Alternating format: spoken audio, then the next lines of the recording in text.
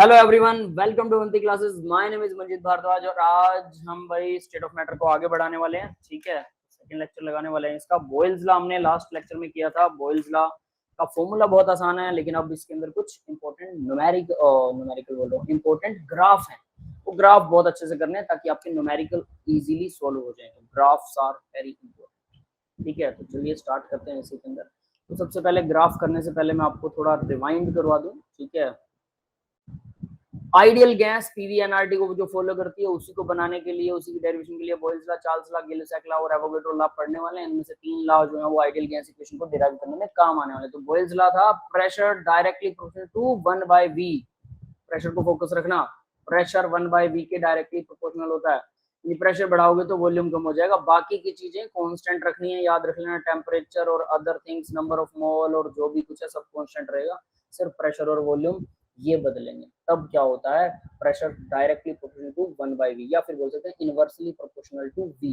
अकेला v बोलेंगे तो इनवर्सली बोलेगा।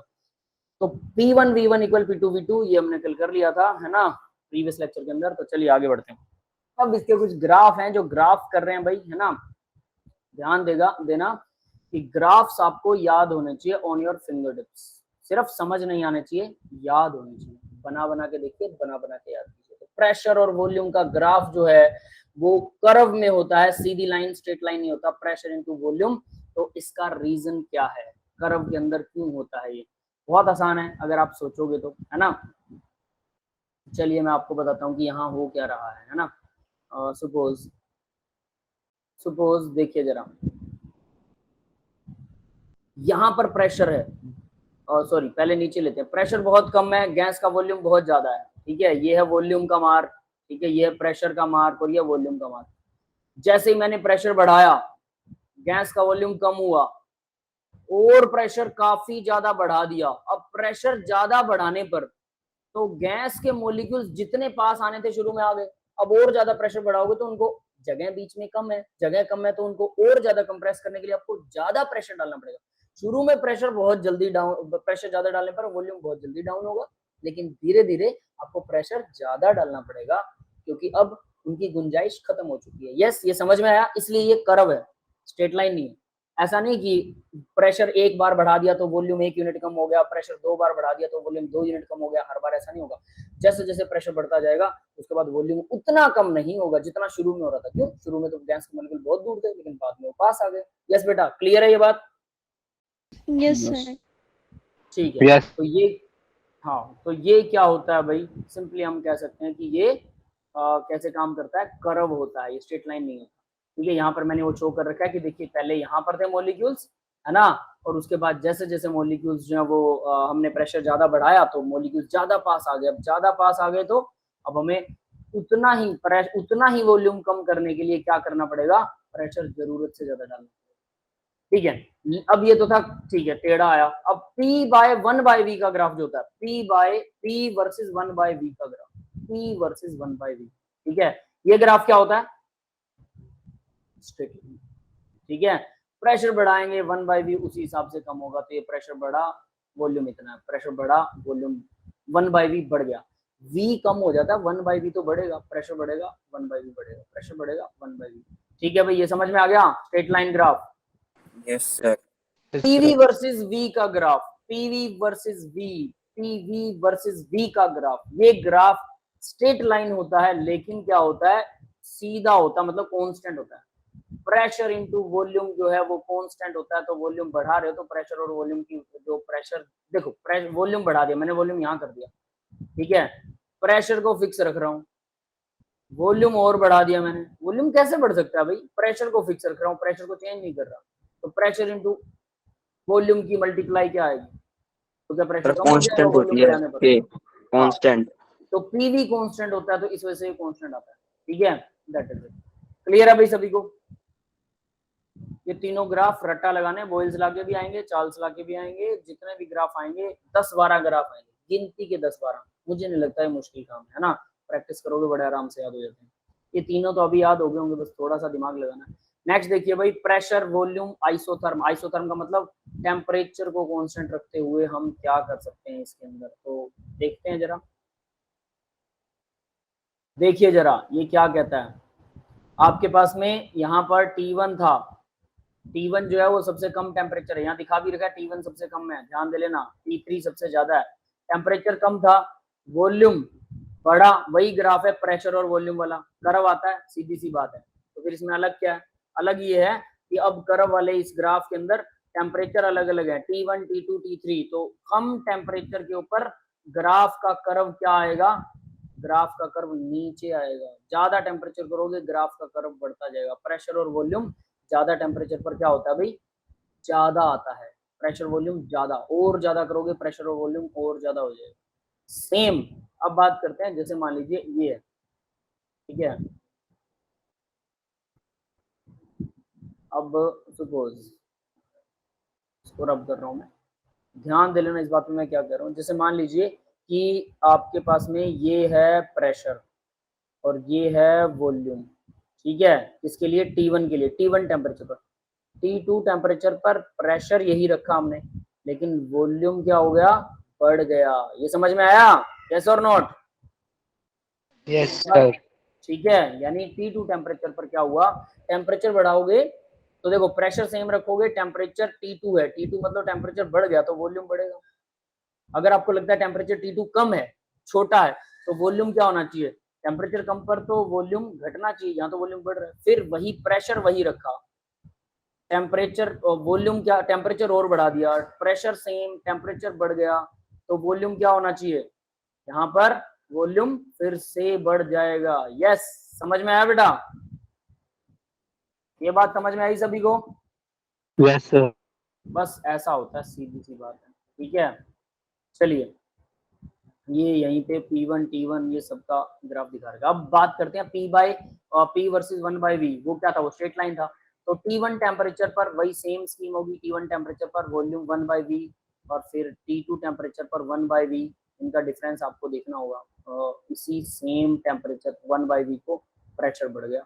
अगर मैं सेम 1/V लेता हूँ तो प्रेशर और बढ़ गया, या उल्टा कर लो। उल्टा कैसे? प्रेशर फिक्स कर दो और आपको जाना है T1 टेम्परेचर पर, तो 1/V की वैल्यू कुछ आएगी। प्रेशर फिक्स है, T2 टेम्परेचर पर 1/V की वैल्यू, यानी वॉल्यूम यहाँ कम हो गया। जो कम दिखाई दे रहा है असलियत में वो बढ़ रहा है। ये बात समझ रहे हो ना? ये वॉल्यूम ज्यादा है as compare to this one. पता है सभी को? ये 1/V यस की सर। वैल्यू ना, उल्टा हो रहा है। तो मतलब क्या हो रहा है? ये टेम्परेचर बढ़ रहा है डेफिनेटली, क्योंकि यहाँ वॉल्यूम की वैल्यू ज्यादा आ रही है, प्रेशर सेम रखने पर टेम्परेचर बढ़ रहा है। क्लियर है बेटा? ऐसे करके आप इसे चेक कर सकते हैं। क्लियर है? तो यहाँ से और कुछ नहीं, इस ग्राफ में ये पूछेगा T1 T2 कौन सा बड़ा कौन सा छोटा, तो वो ढूंढना है। और आसान ट्रिक है, कुछ भी नहीं है, प्रेशर को फिक्स कर दो, फिर देख लो टेम्परेचर बढ़ाने पर वॉल्यूम बढ़ना चाहिए कि कम होना चाहिए, अपने आप आंसर आ जाएगा, है ना? चलिए अब आगे बढ़ो। सर हाँ बेटा, सर सेकंड ग्राफ एक बार और बता देना। सेकंड ग्राफ देखो, P वर्सेस 1/V, ठीक है, प्रेशर और वॉल्यूम, ये हमें पता है स्ट्रेट लाइन होता है, लेकिन टेम्परेचर T1 पर, तो मैं क्या करता हूँ? प्रेशर को फिक्स कर देता हूँ। प्रेशर को फिक्स कर दिया तो मैंने देखा वॉल्यूम ये आ रहा है T1 टेम्परेचर पर, जितना भी आ रहा है कोई फर्क नहीं पड़ता। T2 टेम्परेचर पर देखो, T2 पर वॉल्यूम क्या हो गया? बढ़ गया। इसका मतलब टेम्परेचर T2 और T1 के बीच में क्या रिलेशन हो गया? T2 वॉल्यूम अगर बढ़ रहा है, प्रेशर सेम है, वॉल्यूम बढ़ रहा है, इसका मतलब ये पिस्टन ले लीजिए, ठीक है, और यहाँ पर क्या हो रहा है? प्रेशर सेम है, प्रेशर पर कोई असर नहीं पड़ रहा, वॉल्यूम बढ़ गया, पिस्टन ऊपर आ गया, इसका मतलब नीचे से उसे गर्म किया गया ना। ये बात समझ में आई? यस तो सर। यहाँ पर क्या हो रहा है कि नीचे से, यानी ये वाला टेम्परेचर ज्यादा है T1 से। फिर अगर इसके ऊपर देखते हैं, प्रेशर वही रखा मैंने, तो टेम्परेचर और वॉल्यूम क्या होगा? 1/V और घट गया। 1/V घटा मतलब V बढ़ गया, वॉल्यूम बढ़ गया, वॉल्यूम बढ़ा तो इसका मतलब ये टेम्परेचर भी बढ़ा है, तो इनके T3 बड़ा है T1 T2 से। ये चीज ग्राफ में चेक कर रहे हैं, नथिंग स्पेशल। ठीक है, आगे बढ़ते हैं। Yes Charles sir. लॉ, देखिए बॉयल्स लॉ कंप्लीट हो गया, अब चार्ल्स लॉ। अगर इस सीरीज में PV इक्वल NRT भी बहुत आसान है, अगर कोई मुश्किल चीज है, ठीक है, मुश्किल मतलब इन द सेंस जिसमें काफी सारा डाटा है, वो है चार्ल्स का। इसका एक सिंपल फॉर्मूला नहीं है, इसके 3 फॉर्मूले हैं, ठीक है, और 3 फॉर्मूलों के अंदर कुछ और भी चीजें आती हैं, कुछ और भी एडिशन होते हैं, तो कुल मिला के चार्ल्स लॉ जो है वो कह लो इस सीरीज में थोड़ा सा क्या है, मुश्किल है, ठीक है, मुश्किल नहीं है, मुश्किल इन द सेंस मतलब आपको इसमें डाटा ज्यादा याद करना पड़ेगा और ज्यादा भी नहीं। बोयल्स लॉ में तो एक ही लाइन याद करने से बोयल्स लॉ आ जाता है, चार्ल्स लॉ में 3 फॉर्मूला याद करने से चार्ल्स लॉ आता है। पहला तो वही है जो बोयल्स लॉ में था, सेम वैसा ही। तो चार्ल्स लॉ क्या कहता है, ठीक है, याद रखना बोयल्स लॉ को। बोयल्स लॉ क्या था भाई, प्रेशर इनवर्सली प्रोपोर्शनल 1/v था, है ना, प्रेशर से ही लिया था। अब यहाँ पर क्या कर रहे हैं, चार्ल्स लॉ क्या कहता है, वॉल्यूम, वॉल्यूम जो है वो डायरेक्टली प्रोपोर्शनल होता है टी के। ये तो हमने अभी अभी किया था कि वॉल्यूम बढ़ाओगे, टेम्परेचर बढ़ेगा तो वॉल्यूम बढ़ जाएगा, यस और नॉट। Yes, sir. यहाँ Yes, sir. देखिएगा, यहाँ देखिएगा जरा, ये गैस है अंदर, मैं नीचे से टेम्परेचर बढ़ा रहा हूँ, प्रेशर उतना ही है, प्रेशर बढ़ाया नहीं मैंने, 1 एटमॉस्फेरिक प्रेशर के ऊपर फ्रिक्शन लेस पिस्टन ले लिया, वो पिस्टन जो ऊपर नीचे आसानी से जा सकता है, ठीक है, तो टेम्परेचर बढ़ेगा तो वॉल्यूम बढ़ जाएगा, सीधी सी बात। तो इसको टेम्परेचर डायरेक्टली तो वॉल्यूम नहीं लिखना, वो गलत है, volume directly proportional to temperature लिखना। अब ऐसा क्यों करना है, क्योंकि हम जो इक्वेशन बनाने वाले हैं वो पीवी इक्वल एनआरटी बनाएंगे। तो हमारा P तो हमने देख लिया, P को डायरेक्टली प्रोपोर्शनल टू T किया था, है ना, ऐसा ही किया था। P का क्या किया था भाई, प्रेशर इनवर्सली प्रोपोर्शनल टू क्या था, 1/v। 1. Yes. प्रेशर बढ़ाओगे वॉल्यूम कम हो जाएगा। तो एक तो हमने ये किया कि प्रेशर हमने ढूंढ लिया, प्रेशर का वो बना लिया। दूसरा, अब वॉल्यूम, ताकि ये सीधा मल्टीप्लाई हो सके, वॉल्यूम जो है वॉल्यूम वर्सेस टी बनाना है, ना कि टी वर्सेस वॉल्यूम, बस इतना ध्यान रखना है, ठीक है। ये लास्ट में फिर से मैं बता दूंगा कि ये क्या क्यों ध्यान रखना, वो आपको याद आ जाएगा। शॉर्ट ट्रिक बनानी पड़ेगी सभी की। बोयल्स लॉ जो है वो क्या होता है, प्रेशर, बोयल्स लॉ के लिए प्रेशर डायरेक्टली 1/t, ठीक है, 1/v, 1/v। है ना, 1/v। तो अब यहाँ से देखिए बीपी से याद कीजिए, बोयल्स लॉ प्रेशर 1/v के होता है, बीपीवी कैसे भी याद कर सकते हैं वो आपकी चॉइस है, या पीवी इक्वल कांस्टेंट होता है, ये याद कर लीजिए बोयल्स लॉ में, ये ज्यादा आसान है, पीवी इक्वल कांस्टेंट, ठीक है। तो अब इसको याद करने की ट्रिक कैसे बना सकते हैं आप लोग, P into V equal B, constant होता है, पीवी बी के इक्वल है, या बीपी बी पी वी, इन तीनों की मल्टीप्लाई कांस्टेंट होती है। कैसे याद करना चाहेंगे आई डोंट नो, वो आपकी चॉइस है, ठीक है। कुछ और ट्रिक बनाना चाहें, बीपी, बीपी क्या होता है भाई, किस चीज का बीपी होता है, ब्लड का, ब्लड में क्या होता है, वॉल्यूम होता है ब्लड का, ठीक है, ना कि ब्लड को केजी में मेजर करते हैं। तो इसलिए आप ऐसे भी याद कर सकते हैं कि बीपी वर्सेस, ठीक है, वो चॉइस आपकी है। तो देखिए भाई V डायरेक्टली प्रोपोर्शनल, अब चार्ल्स लॉ क्या आता है, वो आता है V इक्वल होता है KT के, यानी V directly proportional to T। T volume बढ़ेगा, टेम्परेचर बढ़ेगा तो वॉल्यूम भी बढ़ता है, टेम्परेचर घटेगा तो वॉल्यूम घटेगा, या रिवर्स कह लो, वॉल्यूम बढ़ेगा तो टेम्परेचर बढ़ेगा, वॉल्यूम घटेगा तो टेम्परेचर घटेगा, दोनों डायरेक्टली प्रोपोर्शनल है। अब अगर मैं इसको एक चीज लिखना चाहूँ, V इक्वल KT लिख दूं, अब मैं लिखूं इसे V/T इक्वल क्या हो जाएगा, कांस्टेंट, यस, ये बात समझ में आई बेटा, यस गाइस, यस सर। ठीक है। सभी सो रहे हैं क्या, थोड़ा जागिए भाई। दिल्ली में सर। मौसम कैसा है, दिल्ली में बारिश मौसम हो कैसा रही है सर। बारिश हो रही है, फिर तो अच्छा मौसम है ना, तो जागना चाहिए, है ना, जाग जाओ, अंधेरा कायम रखो पर जाग जाओ, है ना। किल्विश, किल्विश था अंधेरा कायम रखने के लिए। शक्तिमान नाटक देखा किसी ने, चीकू ने देखा है, यश ने भी देखा है, बहुत बढ़िया। मैं जब 6 क्लास में था, अनुराग ने भी देखा, मैं 6 क्लास में था तब शक्तिमान शुरू हुआ था, मैं 6 क्लास में था, ठीक है। और मैं पता नहीं कब था, 2000 में मैंने 8वीं कर ली थी, तो 2098 में मैं 6 पास हो गया था, 97 में था 6 क्लास में, ठीक है, 97 के अंदर शक्तिमान शुरू हुआ था, ठीक है। तो आप बता सकते हैं 23 और 3 26 साल पहले, इतनी तो आप लोगों की एज नहीं है, फिर भी आपने देख लिया, चलो सही है, वह काफी फेमस नाटक था, इसमें किल्विश आता था। चलिए भाई, तो यानी कि मैं लिख सकता हूँ V/T जो इक्वल होता है कांस्टेंट होता है, तो V1 अगर सेम गैस है किसी एक वॉल्यूम पर है और उसका टेम्परेचर T1 है, अब मैंने टेम्परेचर बदल दिया तो उस गैस का वॉल्यूम V बदल जाएगा, V2 हो जाएगा, टेम्परेचर V बदल जाएगा, T2 हो जाएगा। तो क्या होगा, ये दोनों कांस्टेंट के इक्वल है, तो ऑब्वियस मैं इन दोनों को इक्वल कर सकता हूँ, तो V1/T1 equal V2/T2, V1 T1 V2 T2 इसके इक्वल होते हैं। यस गाइस, क्लियर है बेटा? ये तो मैंने 2 बार लिख रखा है। Yes, sir. ठीक है, इसको 2 बार लिख रखा है, नहीं 2 बार नहीं लिखा। ठीक है ठीक है, यहाँ देखो फिर क्या किया, इस V2 को इधर ले आए, V1 by V2 equal T1 by T2, ये भी बन जाता है। समझ में आ गया बेटा? तो एक ये एक ही फॉर्मूला एक ही फॉर्मूला चलता है। ठीक है, अब बात करते हैं, एक और फॉर्मूला होता है इसमें, वो क्या होता है उसकी थोड़ी डेरिवेशन करते हैं।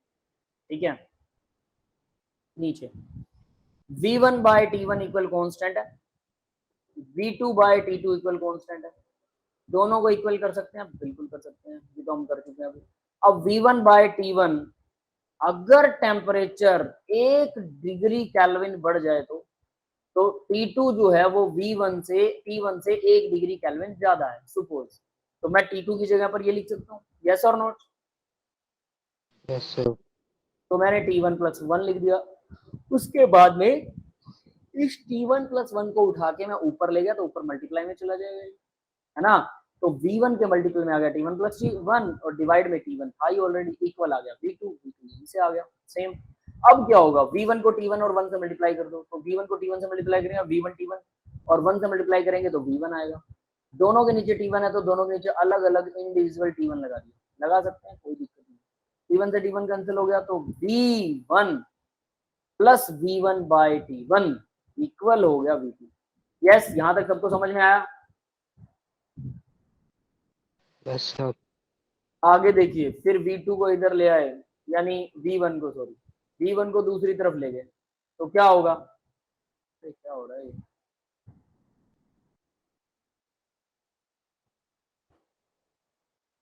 गड़बड़ हो रही है, अनडू करने पर ठीक है, हो गया। तो देखिए V2 में से V1 को माइनस कर दिया, इक्वल आ गया V1 by T1, तो V1 by T1 आ चुका है। तो यहाँ पर V फाइनल, अब V2 को अगर मैं V फाइनल कह दूं, V1 को अगर मैं V इनिशियल कह दूं, ठीक है, और V1 क्या था, V इनिशियल, और T1 यहाँ पर अब ध्यान रखना सिर्फ एक ही T1 रह गया। T1 जो है अगर मैं ये कहूँ कि वो 0 केल्विन से स्टार्ट किया था हमने, ठीक है, सॉरी 270 डिग्री सेल्सियस से स्टार्ट किया था, 273.16 केल्विन अगर ये है, ठीक है, और ये यही लेते हैं शुरू में, याद रखना हमने शुरू में बोला ना V1 T1, तो T1 को हमने 0 डिग्री सेल्सियस से लिया था। 0 डिग्री सेल्सियस क्या होता है, 273.16 केल्विन के इक्वल होता है। तो अगर ये लिया जाए तो ये एक नया फॉर्मूला आपके सामने आ जाएगा, और वो क्या आ गया, V final minus V initial, initial मतलब V नोट शुरुआती, इक्वल होगा V initial divide by 273.16 kelvin. Yes बेटा, ये समझ में आया सबको? Yes sir. एक और बात बता देता हूँ, बेशक डेरिवेशन करो ना करो भाड़ में जाए, लेकिन क्या करना है, जरूरी क्या है, फॉर्मूला याद होना चाहिए। हाँ कृष्णा बेटा बोलो। सर ये मेरा ही क्वेश्चन था कि जो T1 है उसकी जगह सर 273 डिग्री केल्विन कैसे 273 केल्विन कैसे रखा सर? वो यही लिया गया था शुरू में जब इसको डिराइव किया है, यही लेकर ही इसको डिराइव किया था, बस मैंने बताया नहीं, सिंपल, समझ गए? तो सर ये एक्सपेरिमेंटली फाउंड है? हाँ, शुरू में यहाँ से हर 0 डिग्री पर हमने इसका एक्सपेरिमेंट भी किया, तभी तो लॉज और फॉर्मूलाज वेरीफाई होते हैं कि हमने क्या किया। चलो मैं इसको ये दिखा देता हूँ, यहाँ पे हमने क्या किया, T1 जो था ना, ये समझ लो, ये T1 जो था ये मैंने लिया 273.16 केल्विन मतलब 0 डिग्री सेल्सियस, ठीक है। T1 को 0 डिग्री सेल्सियस लेने के बाद फिर T2 जो है वो T2 मैंने कहा कि ये दोनों इक्वल होते हैं, बिल्कुल ठीक है, दोनों इक्वल होते हैं, बट मैं कह रहा हूँ कि T1 0 डिग्री लूं और T2 अगर सिर्फ 1 डिग्री लूं, एवरी 1 डिग्री के राइज पर कितना फर्क पड़ेगा वॉल्यूम में, मैंने उससे वो फॉर्मूला बनाया है, और वो V final minus V initial बन गया। अब आपको 1 2 लेने की जरूरत नहीं है और डायरेक्टली ये इसके इक्वल आ जाएगा, ठीक है। और ये आपको याद रखना पड़ेगा कि ये इतना लेकर ऐसा किया गया, ये सारी कैलकुलेशन इसी के बेस पर। क्लियर है बेटा? Yes sir. ठीक है, अब आगे बढ़ते हैं जरा। एक तो ये फॉर्मूला था, तो यहाँ मैंने वो फॉर्मूला लिख रखा है, ये इंपॉर्टेंट मार्क करके ग्रीन कलर से मार्क कर रखा है, V final minus V initial V naught by 273.16 kelvin होता है, ठीक है। और उसके बाद में आइसोथर्म क्या होते हैं, आइसोबार क्या होता है, आइसोकोर क्या होता है। आइसोथर्म का मतलब है कांस्टेंट टेम्परेचर, बार आइसोबार का मतलब है कांस्टेंट प्रेशर, आइसोकोर का मतलब है कांस्टेंट वॉल्यूम। यस, क्लियर है बेटा? इसको याद रखिएगा, छोटी छोटी टर्म्स हैं और इसमें कुछ नहीं, आइसोबार, आइसोटर्म, आइसोकोर, ठीक है। अब एक और चीज आती है भाई, एक और फॉर्मूला इसके अंदर, हाँ ये एब्सोल्यूट जीरो क्या होता है, ये यहीं से अभी हम आपको बात करेंगे कि एब्सोल्यूट जीरो, जीरो केल्विन कहाँ से आया, 0 डिग्री सेल्सियस कहाँ से आया, वो सब यहाँ से आपको समझ में आएगा। तो देखिए केल्विन और डिग्री सेल्सियस को चेंज करते हैं, तो डिग्री सेल्सियस के अंदर 273.16 केल्विन जोड़ दीजिए, ये डाटा बिल्कुल सही है, 273.16 केल्विन। कुछ बुक्स में 273.15 लिखा होता है, लिख सकते हैं क्योंकि इसको मल्टीपल डिवाइड करना आसान है, ठीक है। कुछ बुक्स के अंदर सिर्फ 273 केल्विन लिखा होता है, बिल्कुल ये भी लिख सकते हो, राउंड ऑफ कर सकते हो आप इसे बहुत आसानी से, तो कोई गलत नहीं है, लेकिन एग्जैक्ट डाटा 273.16 केल्विन ही है जो एनसीईआरटी के अंदर गिवन है।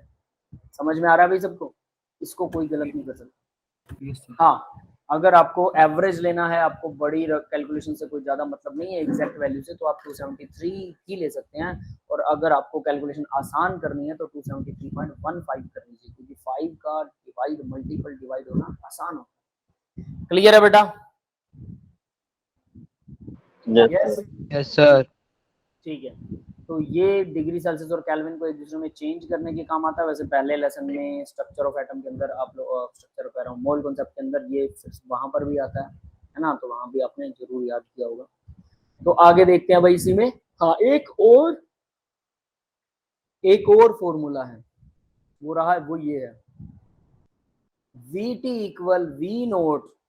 देखो ये फॉर्मूला भी उसी से डिराइव हुआ जो हमने वो 1 डिग्री वाला भी किया था, VT, ठीक है, या V फाइनल कह लो इसे, V फाइनल किसी पर्टिकुलर टेम्परेचर पर कोई वॉल्यूम, और V नोट जो शुरू में वॉल्यूम लिया था उसका मल्टीपल कर दो 273 plus T divide by 273। Clear है भाई? और यहाँ पर जो T ले रहे हो ना, ये बहुत इंपॉर्टेंट बात है, यहाँ पर जो T ले रहे हो वो T डिग्री सेल्सियस में है, केल्विन में नहीं है।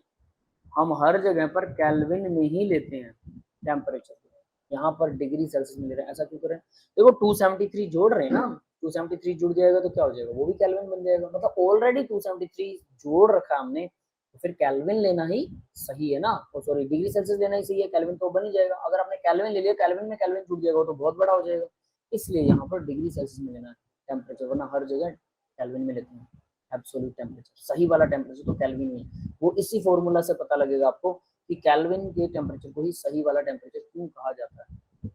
क्लियर है बेटा? ठीक है, तो ये फॉर्मूला भी अब आपको याद रखना है, ठीक है। 273 plus T divide by 273 VT minus VT equal V not. अब आगे बढ़ते हैं जरा इसी में, ये है वो चीज जो आपको बताएगी, ये वाला ग्राफ करेंगे अब, ठीक है। तो चार्ल्स लॉ के अंदर तीन फॉर्मूला आते हैं, तीनों फॉर्मूला आपको याद होने चाहिए, और ये ग्राफ, इस ग्राफ को करेंगे, यही एब्सोल्यूट जीरो है, 0 केल्विन, ओके नहीं लिखा हुआ, ये 0 केल्विन लिखा है, ठीक है, जिसकी वैल्यू होती है -273.16 डिग्री सेल्सियस, ठीक है। अब ये 0 केल्विन कहाँ से आया, वो ये चीज यहीं से आपको पता लगेगी। उससे पहले ये वाला ग्राफ कर लेते हैं। ये ग्राफ इसी बेस पर है भाई, वॉल्यूम वर्सेस टेम्परेचर, ठीक है, कांस्टेंट प्रेशर है और नंबर ऑफ मोल, n मतलब नंबर ऑफ मोल, ये दोनों प्रेशर है। वॉल्यूम बढ़ेगा, सपोज वॉल्यूम यहाँ पे है, टेम्परेचर यहाँ था, अगर टेम्परेचर वॉल्यूम बढ़ गया, डेफिनेटली टेम्परेचर बढ़ा तभी वॉल्यूम बढ़ा, टेम्परेचर और बढ़ गया तो वॉल्यूम और बढ़ जाएगा। ये बात समझ में आ गई सबको? Yes sir. तो ये ग्राफ था यहाँ तक ये ग्राफ था, इसके बाद में इसको डॉटेड लाइन में दिखा रखा है, डॉट डॉट डॉट डालकर, क्यों? इसको बोलते हैं एक्स्ट्रापोलेशन करना, एक्स्ट्रापोलेट कर दिया। यहाँ तक क्यों था? क्योंकि नीचे की तरफ जाओगे तो यहाँ क्या हो गया, यहाँ टेम्परेचर 0, सुनिए टेम्परेचर 0 और वॉल्यूम 0, तो क्या वॉल्यूम 0 हो गया इसका, गैस का वॉल्यूम, तो पॉसिबल नहीं है, तो इसका मतलब ये ग्राफ गलत है, ये ग्राफ भी सही है। फिर ऐसा क्यों हो रहा है? क्योंकि ये इसको फॉलो कर रहा है, देखो ये 273 वाले, यहाँ पर यही इक्वेशन फॉलो होने वाली है, VT equal V not, her degree Celsius पर टेम्परेचर बढ़ाने पर इनिशियल वॉल्यूम से फाइनल वॉल्यूम में क्या फर्क पड़ेगा, यहाँ से निकाल सकते हैं। एक लेवल आएगा वो 0 हो जाएगा, नॉट मेजरेबल हो जाएगा, हालांकि आप इसमें ये वाला फॉर्मूला लगा सकते हैं, बट यहाँ पर जो एक बच्चा अभी बोल रहा था कि स्टेट चेंज हो जाएगी, वही वाला सिस्टम यूज होता है, स्टेट सच में चेंज हो जाती है, ठीक है, और उसी की वजह से ऐसा होता है। तो देखिए ये समझ में आ गया भाई, ये तो प्रेशर और वो टेम्परेचर का ग्राफ है, वही सॉरी वॉल्यूम और टेम्परेचर का, B directly proportional to T, है ना, सीधा सीधा है, कुछ भी नहीं है, वॉल्यूम टेम्परेचर का ग्राफ जो कि चार्ल्स लॉ ही है। ये वाला ग्राफ थोड़ा सा इंपॉर्टेंट है, ठीक है, इसको देखिएगा जरा, इसको हम चेक करते हैं इसमें क्या हो सकता है, कितनी पॉसिबिलिटी है। इसको मैं यहाँ से रब कर दूँ।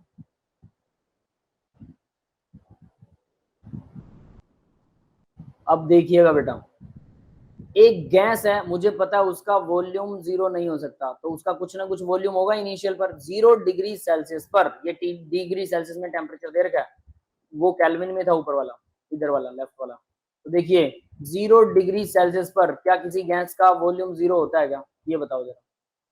ये सर बहुत सारी नहीं, लेकिन क्या सभी गैसेस का होता है? हमारी ऑक्सीजन का तो नहीं होता 0 डिग्री सेल्सियस पर, यस सर। है ना। पहाड़ों में या जो ठंडे एरियाज हैं वहां पर लोग रहते हैं, वहाँ बर्फ के घरों में बना के रहते हैं, तो वहां भी सांस ले रहे हैं, मतलब ऑक्सीजन तो 0 डिग्री सेल्सियस पर उसका वॉल्यूम 0 नहीं हो सकता, वो लिक्विफाई भी नहीं हो सकती, ये हमें पता है। तो यानी सभी गैसेस का 0 डिग्री सेल्सियस पर टेम्परेचर 0 नहीं, वॉल्यूम 0 नहीं हो सकता, है ना। ठीक है, अब ये बात यहाँ से कंफर्म होने के बाद अब आपको समझ में आएगा कि हमने जो 0 डिग्री सेल्सियस ले रखा है वो असली वाला 0 तो है ही नहीं, क्योंकि किसी गैस का वॉल्यूम 0 नहीं कर पा रहा हो। तो हमने क्या किया, अब देखने वाली बात ये थी कि हमने क्या किया कि इसको एक्स्ट्रा प्लॉट कर दिया, यानी ये ग्राफ ऐसे बन रहा है, ठीक है, स्ट्रेट लाइन जा रहा है, तो मैंने एक स्केल लिया और इसको ऐसे मिला दिया। मिलाने का मतलब ये था कि जहां पर गैस का वॉल्यूम 0 हो जाए, जिस टेम्परेचर पर गैस का वॉल्यूम 0 हो जाए, उस टेम्परेचर पर एक्चुअल में मैं मान सकता हूँ ना कि असली 0 तो यही है, 0 डिग्री सेल्सियस तो ये होना चाहिए जहां पे गैस का वॉल्यूम 0 हो गया, मतलब उसकी स्टेट चेंज हो जाएगी, डेफिनेट सी बात है, बट गैस का वॉल्यूम 0 हो जाएगा। क्लियर है, ये बात समझ में आई, पहली बात। अब दूसरी बात इसमें देखिए, एक और कमाल हुआ, मैंने एक और गैस ली, एक और गैस ली, और वो गैस जो थी वो यहां से स्टार्ट होती थी। अब जब उसको पीछे मिलाया तो पीछे वो एक ही इसी पॉइंट में मिल रही थी, एक और गैस ली वो भी इसी पॉइंट में मिल रही थी, एक और गैस ली वो भी। सभी गैसेस का ये जो 0 वॉल्यूम वाला कॉन्सेप्ट था ना, 0 वॉल्यूम, वो एक ही पॉइंट से शुरू हो रहा है। जब मैं उनको पीछे लेके जाता हूँ, सोचिए जरा, जब मैं उनको पीछे लेके जा रहा हूँ तो क्या हो रहा है, पीछे सभी एक पॉइंट में मिल रहे हैं। तो ये एक कमाल का पॉइंट नहीं है, मतलब असली डिग्री सेल्सियस तो ये होना चाहिए, असली 0 तो ये होना चाहिए जहां पर सभी गैसेस एक ही पॉइंट पर आके एक्स्ट्रा प्लॉट करने पर मिल रही हैं। यस बेटा, ये समझ में आया? Yes sir. और ऐसा सच में हो रहा था एक्स्ट्रा प्लॉट करने पर, क्योंकि हम वहां तक पहुंच तो नहीं सकते, बट एक्स्ट्रा प्लॉट करने पर ऐसा हो रहा था। तो इससे हमें ये समझ में आया कि हम टेम्परेचर का दूसरा स्केल बनाते हैं, जिसे हम 0 मानते हैं, वो तो सिर्फ पानी के लिए कहा था हमने, this was only for water, कि वाटर 0 डिग्री सेल्सियस पर क्या हो जाता था, मतलब वाटर जिस डिग्री सेल्सियस पर या जिस टेम्परेचर पर वाटर फ्रीज हो जाता है, हमने उस टेम्परेचर को क्या मान लिया, 0 मान लिया। बट वो गलत है, सिर्फ वाटर होता है ना जहां सब कुछ 0 हो जाता है, सभी गैसेस का वॉल्यूम 0 हो जाता है, हम उसको असली 0 मानेंगे। इसलिए हमने टेम्परेचर का स्केल बदल दिया और टेम्परेचर स्केल आया केल्विन। और वो अब जरा ध्यान दे लेना, मैंने ये गैस ए बी सी बना रखे ना, गैस ए बी सी, ठीक है, तो ये सब भी 0 पर, ये 0 डिग्री सेल्सियस लिखा हुआ है यहाँ पे, और जो पीछे 0 जा रहा था वो एक्चुअल में डिग्री सेल्सियस में आ रहा था, -273.15 लिखा है इन्होंने, 16 होता है वो, ठीक है, मैं पहले ही बता चुका हूँ, 16 डिग्री सेल्सियस, यानी इस टेम्परेचर पर सभी गैसेस का टेम्परेचर, सभी गैसेस का वॉल्यूम 0 हो जाता है। हाँ कृष्णा बेटा बोलो। तो सर जो है 0 केल्विन से नीचे कोई टेम्परेचर एग्जिस्ट नहीं करता? नहीं है, बिल्कुल, ये भी सत्य है, ये भी बताने वाला था, ठीक है, अभी रुकिए, बहुत सारे चमत्कार होने वाले हैं। यूनिवर्स का टेम्परेचर, ठीक है, नहीं पहले एक बात नॉर्मल बात करते हैं फिर बात करेंगे, ठीक है, पहले ये ग्राफ खत्म करें। तो देखिए ये 16 होता है, इसको याद रखिएगा, एग्जैक्ट वैल्यू तो 16 है।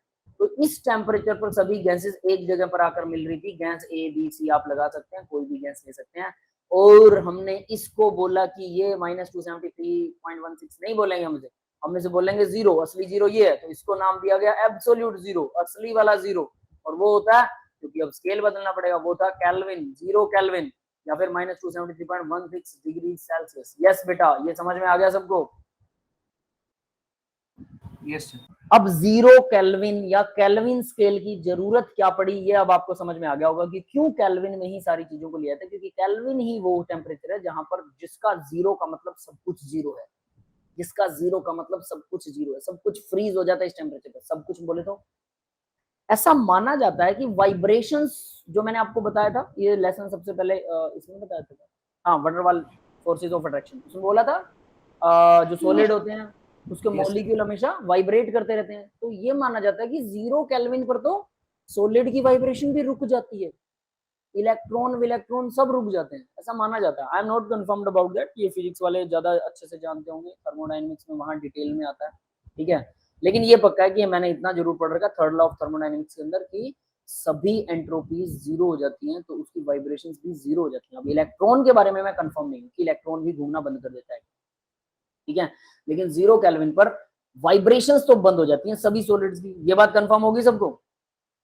Yes sir. Yes sir. यानी असली जीरो ये है कि जो वाइब्रेशन भी बंद कर दे, मतलब अब सबसे ज्यादा स्टेबल होगा मॉलिक्यूल। आपको पता है आपके घर पे जो लेंटर लगा हुआ है, ठीक है, लेंटर या छत जो आपने लगा रखी है वो कंक्रीट से बनती है, यस यस सर। अब वो जम गया, एक बार सीमेंट जम गया तो वो हम देखते हैं कि तो बहुत पक्का है, इसके ऊपर कूदते रहो तो भी कोई फर्क नहीं पड़ेगा।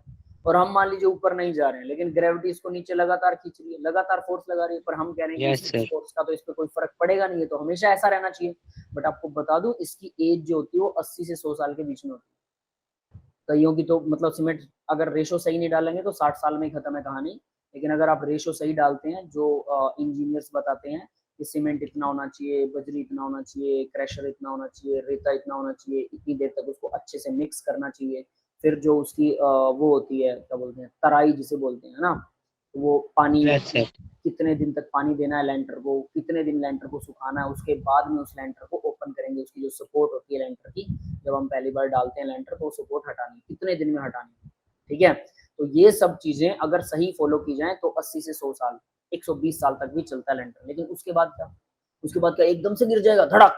नहीं, उस लेंटर से ना, आपने पुराने घर देखे होंगे, लेंटर से एक लेवड़ा सा गिर जाता है मोटा सारा, पड़क से नीचे, पंखा चल रहा अचानक से गिर गया, पंखे पे गिर गया, पंखा नीचे आके टूट गया, ऐसा कुछ होने लग जाता है। मतलब वो धीरे धीरे श्रीन होता है, श्रीन का मतलब जर्जर हालत, जर्जर हालत में मकान देखें पुराने जो हवेलियां हैं राजा महाराजाओं की, वो धीरे धीरे टूट रहे हैं। हालांकि गवर्नमेंट उनको रिपेयर करवाती रहती है टाइम टू टाइम, लेकिन कोई ना कोई आपने जरूर देखी होगी जिसका गवर्नमेंट के ऊपर कोई ध्यान नहीं है, वो ज्यादा इंपॉर्टेंट भी नहीं है, तो वो क्या हो रही है, वो जर्जर होकर नीचे टूट रही है। यानी कि लेंटर अपने आप टूट रहा है, अपने आप, पहले बना ठीक है, अब अपने आप टूट रहा है। ये क्या बात हुई, क्यों टूट रहा है? Vibrations of solid molecule, that is the reason behind the destruction। टूटने के पीछे रीजन है vibrations of solid. Yes, clear है ये बात? Yes sir. यस सारे मॉलिक्यूल लगातार वाइब्रेट करते रहते हैं। अब लेंटर में आप देखोगे कि सब कुछ हिल रहा है, अरे ये तो कभी भी गिर सकता है है ना, बट ऐसा होता नहीं है, तो वो उसमें भी कुछ फोर्स है। बट अगर ये सब 0 केल्विन पर आ जाए तो सोचिए, तो ये लेंटर कभी नहीं गिरेगा, कभी भी नहीं गिरेगा, क्योंकि इसमें वाइब्रेशन तो हो ही नहीं रही, मॉलिक्यूल एक दूसरे को टक्कर तो मार ही नहीं रहे, है ना। Yes sir. तो मोर स्टेबिलिटी, यानी हम सबको भी फ्रीज हो जाना चाहिए। हम ये जो चलते फिरते हैं ना, फालतू में इधर उधर घूमते फिरते रहते हैं, कुछ भी करते रहते हैं सारी उम्र, वो डॉक्टर बोलते हैं वॉकिंग करो वॉकिंग करो। स्थिरता, जीवन में एक ठहराव होना बहुत जरूरी है, कहते हैं ऐसा कुछ, मन में ठहराव होना चाहिए। बॉडी के लिए आप एक्सरसाइज कर सकते हो, लेकिन ये इस बॉडी को बचाया तो नहीं जा सकता, it is impossible to save it, है ना। अमरता नहीं हो सकती है, अमर नहीं हो सकता। क्या अमर होना इतना मुश्किल है क्या? इमोर्टल। Yes sir. अमीबा अमर होता है, पता है किसी को? सुना यस होगा। सर। अमीबा सर वो अमर टूट क्यों? जाता है अपने डॉटर सेल में। Yes sir. अच्छा, मैंने सारी डॉटर सेल उबाल के गर्म करके मार डाल दी एक साथ ही, पतीले में रख लिया, मरेगा कि नहीं मरेगा? मर मर जाएगा। जाएगा। तो फिर इमोर्टल कैसे? आपने सर कभी पूछा? इमोर्टल ऐसे है सर, वो अपने डॉटर सेल बनाता रहता है ना, सारी सारी अमीबा एक ही सेल से निकली हुई है, तो इमोर्टल ही रहेगा जब तक अमीबा की स्पीशीज जिंदा है, तो इमोर्टल ही है अमीबा।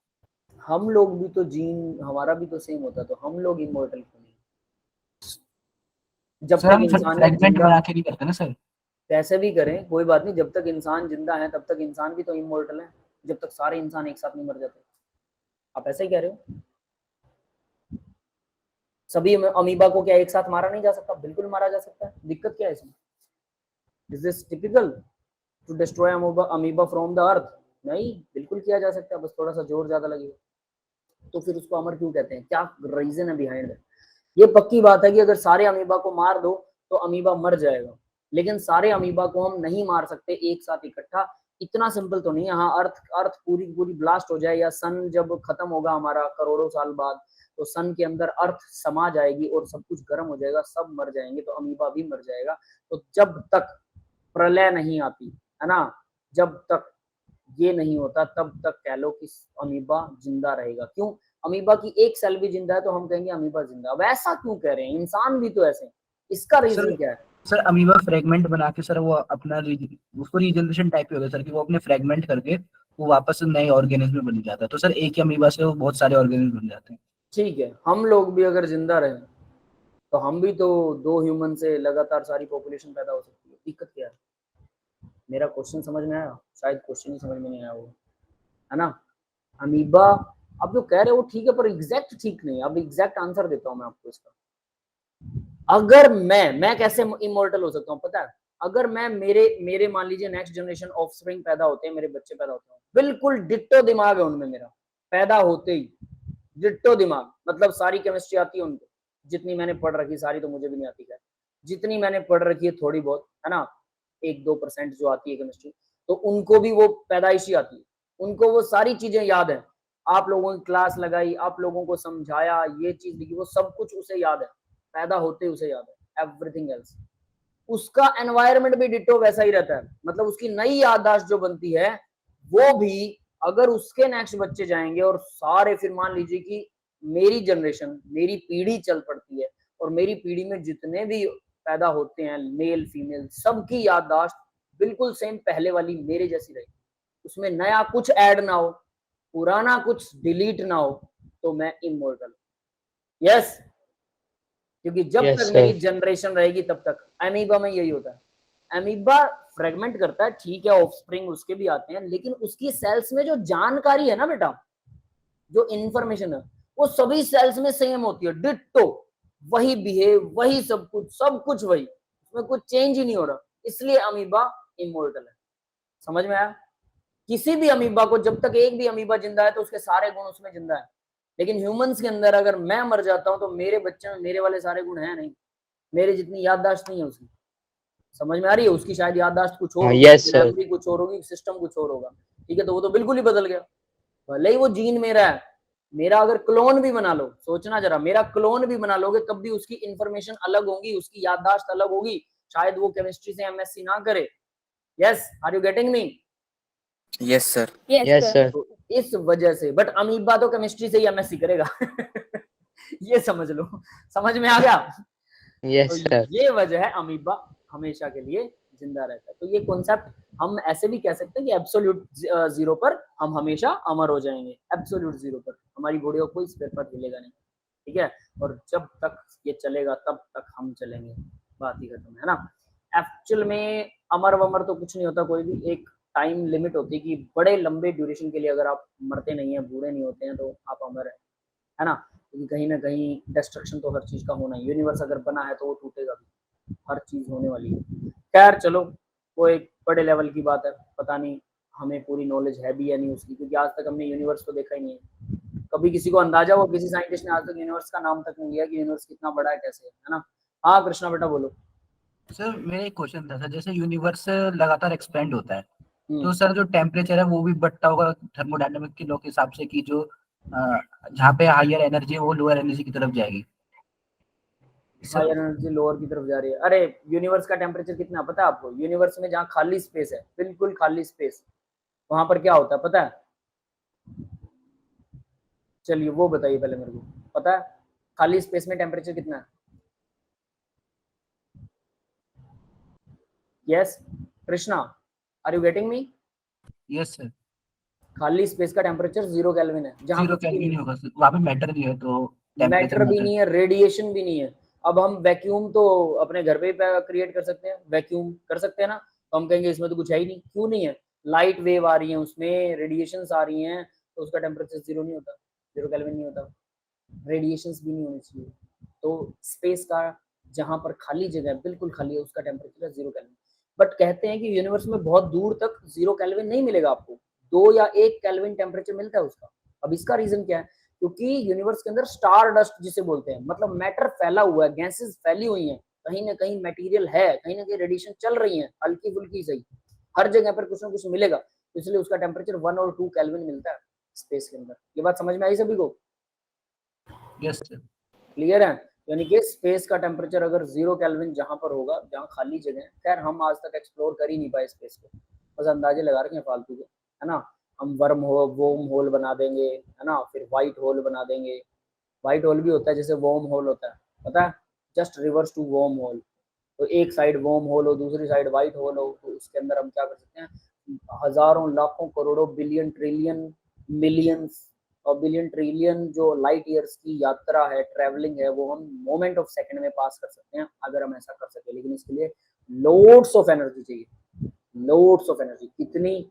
भाई ब्लैक होल ही वो एनर्जी हमें प्रोवाइड करवा सकता है, ठीक है, बट ब्लैक होल को कंट्रोल करना हमारे बस का नहीं है, उसमें से तो लाइट भी पास नहीं होती। ऐसा थ्योरेटिकल है अभी तक, कोई दूसरा तरीका, बैकडोर तो होता ही हर चीज, शायद कुछ मिल जाए साइंटिस्टों को जिससे टाइम ट्रेवल किया जा सके, है ना, फिर हम अपनी फोटोकॉपी देख सकते हैं। मल्टी यूनिवर्स की कहानी भी है, मैं आपको यहाँ पे बैठ के पढ़ा रहा हूँ, मेरी कोई दूसरी कॉपी दूसरे यूनिवर्स के अंदर डिट्टो ऐसा ही काम कुछ चल रहा होगा, और शायद हो सकता है उसने एमएससी केमिस्ट्री ना करी हो, कुछ और ही कर लिया उस गधे ने, है ना। तो डिपेंड करता है बहुत कुछ, मल्टी यूनिवर्स याद रखना, है ना। तो पता नहीं वो गधा कैसा होगा जो मेरे जैसा होगा, और कहते हैं बहुत सारी कॉपियां हैं, मतलब मैं अभी ऐसे हाथ हिला रहा हूँ, हो सकता है वो पढ़ा रहा हो लेकिन वो ऐसे हाथ ना हिला रहा हो, वो ये बात ना बता रहा हो, कोई भरोसा नहीं, वो अपना पढ़ा के सीधा निकल ले, है ना। बहुत कुछ है Yes, ऐसा। sir. तो प्रोबेबिलिटीज बहुत है, ठीक है, लेकिन कुछ चीजें फिक्स होती हैं, जीना और मरना फिक्स है, उसके अलावा लाइफ में इधर उधर का कुछ करना, तो कहते हैं सीरियस नहीं होना चाहिए किसी चीज के लिए। अगर कोई चीज आपको टेंशन देने लगे ना, सोच लेना, मरेगा वो भी जिसके बारे में सोच रहे हो, जो आपको टेंशन दे रहा है, जिंदा तो वो भी नहीं रहने वाला, फिर किस चीज का डर है यार, काहे की टेंशन, है ना। बस हम यहीं पे अर्थ पे आके अपने एक दूसरे को बड़ा छोटा मानते हैं, पता नहीं क्या क्या मानते हैं, फालतू की ईगो है लोगों में, फालतू के झंझट है लोगों के, पूछो मत बस कैसे कैसे हैं। जब आप बड़े हो गए ना तब आपको लगेगा अरे यार सबके सब ऐसे, अभी बच्चे ना बहुत अच्छे होते हैं, किसी को प्रॉब्लम आए टीचर से डिस्कस कर लेता है, लेकिन आगे बड़े हो जाओगे ना, जब टीचर से, जो टीचर भी राजनीतियां करते हैं, गंदे वाली घटिया वाली राजनीतियां करने लगे, है ना, एक दूसरे की टांग खींचते हैं, उस टीचर को पता लग गया अच्छा वो टीचर ऐसे एक्स्ट्रा टाइम ले रहा है क्लास में, वो ऐसे कर रहा है, वैसे उसकी टांग खींचेंगे फालतू में, मैनेजमेंट को बता देंगे, ये कर देंगे वो कर देंगे। क्या कर रहे हो यार, क्यों कर रहे हो, तुम्हें क्या मतलब है, कोई एक्स्ट्रा पढ़ा रहा, बहुत अच्छी बात है, ये तो गुडनेस है ना, लेकिन गुडनेस भी नहीं चलने देते। कहते हैं बुरा करने के लिए आपको किसी से परमिशन की जरूरत नहीं पड़ती, लेकिन अच्छा करने के लिए परमिशन लेनी पड़ती। एक इंसिडेंट सुनाता हूँ मैं आपको, मैं एक स्कूल में पढ़ाता था, 2011 की बात है, ठीक है, कितने साल हो गए, 12 साल पहले एक स्कूल में मैंने पढ़ा है। तो उस स्कूल के अंदर मुझे बायो भी पढ़ने के लिए, पढ़ाने के लिए दे दी गई, और केमिस्ट्री भी। केमिस्ट्री मुझे आती थी, ठीक है, नो डाउट, मतलब मैंने पढ़ा रखी थी, आती तो अब भी कमी है, लेकिन जितनी भी आती है वो मैंने पढ़ा रखी थी। अब बायो मुझे दे दी गई, बायो मैंने कभी बच्चों को पढ़ाई नहीं थी, मेरा बैकग्राउंड बायो से, मेरे पास बायो 3 हो गई, तो मुझे आती थी थोड़ी बहुत, बट पढ़ाई नहीं थी, तो मेरा सिलेबस रह गया पीछे, ठीक है, ये बड़ा सिलेबस था, मुझे नहीं पता था स्पीड खींचनी है, मेरा सिलेबस हो गया पीछे। तो प्रिंसिपल आता है मुझसे पूछता है कितना रह गया, मैंने कहा इतना रह गया, ठीक है। उसके बाद में फिर कहता सर कैसे पूरा होगा, मैं कहा जी कोई बात नहीं, मैं कर लूंगा, ठीक है, मैं करता हूँ कुछ इंतजाम। फिर मैंने दिमाग लगाया, बच्चों से पूछा बेटा एक्स्ट्रा क्लास लगा दें आप लोगों की, सुबह सुबह असेंबली में नहीं जाना +2 वाले बच्चों को, सिर्फ +2 का सिलेबस का प्रॉब्लम था, 1 का तो हो गया। तो कहते कि ठीक है सर आप एक्स्ट्रा लगा दो, ठीक है। तो भाई 20-25 मिनट बच जाते थे, 20-25 मिनट ही मुझे चाहिए थे एक्स्ट्रा, तो सिलेबस हो जाता। 10-12 दिन हो गए मुझे, अब प्रिंसिपल ना मुंह सुजा के फिर रहा मुझे, देखो मुंह फुला के ना बात कर रहा, और ऐसे अकड़ से मैं यूं देख के और इधर उधर घूम रहा है, कई दिन से देख रहा हूँ मैं, इसकी प्रॉब्लम क्या है यार। एक दो टीचर्स से पूछा मैंने, तो यार ये आजकल मेरे को इनका एटीट्यूड सा थोड़ा ठीक सा नहीं लग रहा मेरे लिए। तो एक टीचर कहते कहते पता है क्या बात है, कहते ये बोल रहे थे असेंबली में, कहते आप लोग तो असेंबली में आते नहीं हो, कि कुछ टीचर हैं जो अपनी मर्जी से एक्स्ट्रा क्लासेस लगा रहे हैं, वो पूछते भी नहीं है किसी को। What the hell is going, सोच सकते हो आप, मतलब भला कर रहा था ना, बच्चों का सिलेबस करवा रहा था, और मैंने बोला था कि मैं बायो नहीं पढ़ाऊंगा, साफ बोल दिया था, मैं कहा मैं नहीं पढ़ाऊंगा, रिक्वेस्ट की थी मुझसे, सर प्लीज हमारे बच्चों का भविष्य, हमें बायो का टीचर नहीं मिल रहा। अरे जिस बंदे से तुम रिक्वेस्ट करके कर रहे हो वो बेचारा नहीं आती उसे पढ़ानी, वो बेचारा खुद पढ़ के, मैं खुद पढ़ के जाता था और फिर पढ़ाता था। भाई टाइम लगेगा पहली बार में, ऑब्वियस सी बात है, और टाइम लग रहा है तो मैं और ज्यादा बच्चों को टाइम दे रहा हूँ, बच्चों की तरफ से कोई कंप्लेंट नहीं थी, उनको समझ सही आ रहा था, ऐसा नहीं था कि मेरे को समझाना नहीं आता था, it was well and enough, अच्छा था वो, उनको सही समझ में आ रहा था, उनको कोई प्रॉब्लम नहीं थी मुझसे, बस मेरा सिलेबस पीछे रह गया था। और वो भी कितना पता है, सिर्फ एक लेसन के लिए मुझे 10 एक दिन का डिफरेंस कर दिया था मैंने, जो डेडलाइन थी उससे 10 दिन लेट हो गया। और उसके लिए मैंने क्या किया कि भाई शुरू से ही क्लासेस लगाना 10-12 दिन पहले ही क्लासेस लगाना शुरू कर दी, ताकि मैं 10 दिन को 5 दिन में कन्वर्ट कर सकूं। और मैंने ऐसा किया भी, मैं 4-5 दिन ही लेट हुआ था, 4-5 दिन ही डेडलाइन से पार हुआ था, लेकिन फिर भी बंदा वहां जाके असेंबली में बोल रहा है। समझ रहे हो कितनी एक दूसरे की टांग खींचते हैं यार लोग, कौन उन्हें बता रहा है, कौन क्या कर रहा है। ये तो अच्छा काम कर रहा था ना, मेरे को एक्स्ट्रा पे भी नहीं मिल रही थी। और एक बात बताता हूँ, बच्चों ने बोला सर हमें डाइसेक्शन करवाओ, उनको मछली कटवाई, मेंढक कटवाया, चूहा कटवाया, तीनों चीजें जो डाइसेक्शन किट आती है, ठीक है, क्लोरोफॉर्म वगैरह, वो सब मैं अपने पैसों से लेके आया, कटर वगैरह एवरीथिंग एल्स। स्कूल वालों ने हेल्प नहीं की एक बार भी। लेकिन जब ये चीजें कट रही थी, जब मैं उनको डाइसेक्शन दिखा रहा था बच्चों को, तो पूरा स्कूल उमड़ गया। पता है प्रिंसिपल आता है, सर हमारे 11th के बच्चों को भी दिखाओ। मैं कहा 11th में डाइसेक्शन नहीं है। कहते नहीं उनको दिखाओ, नॉन मेडिकल वालों को भी दिखाओ। हद है भाई, नॉन मेडिकल को भी दिखाओ, उनको क्या लेना तो देना। उनको क्या फायदा देख के? 10th को हाँ भी यस दिखाओ, सर 9th को भी दिखाओ। वजह बताता हूँ, एडवर्टाइजमेंट कि हमारे स्कूल में मेरी फोटोएं खींची उन्होंने, लंबी लंबी अच्छी अच्छी फोटोएं, सर ऐसे फेस करके काटते हुए वीडियो बनाओ। वो फोटो में पंपलेट पे छपवाएगी, हमारा ही एक स्कूल है जो डाइसेक्शन करवाता है बच्चों को, बाकी किसी स्कूल में नहीं होता। ये था कौन सा पर्पस। स्कूल है ऐसा?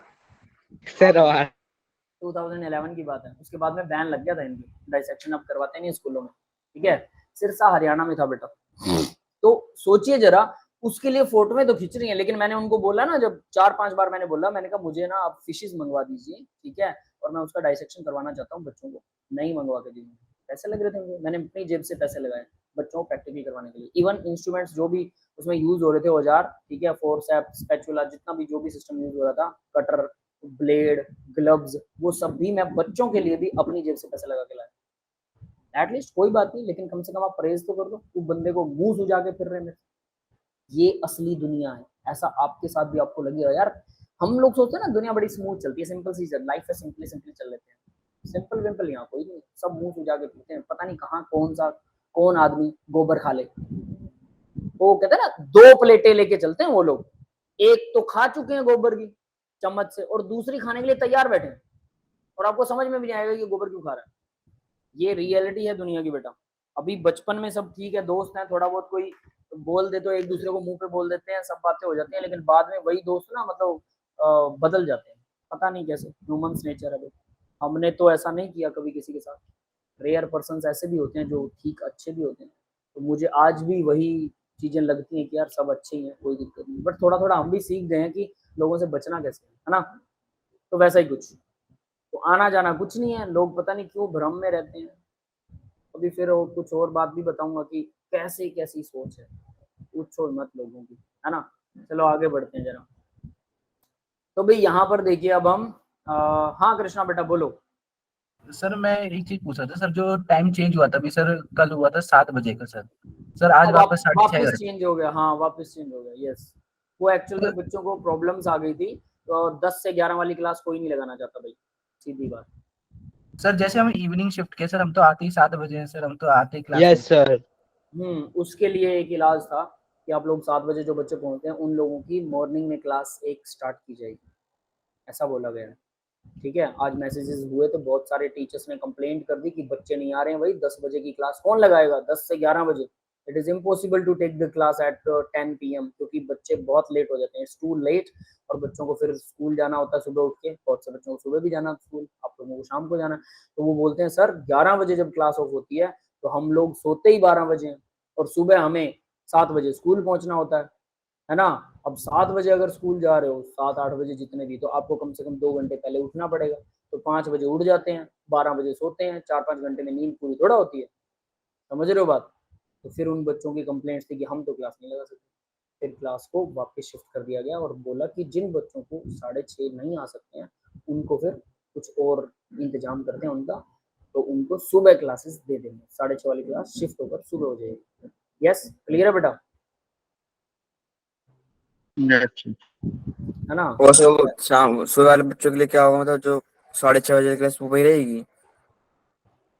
तो सुबह जो है ना, सुबह मतलब 9 बजे से 10 बजे क्लास हो जाएगी, 9 से 10:15 ऐसा कुछ।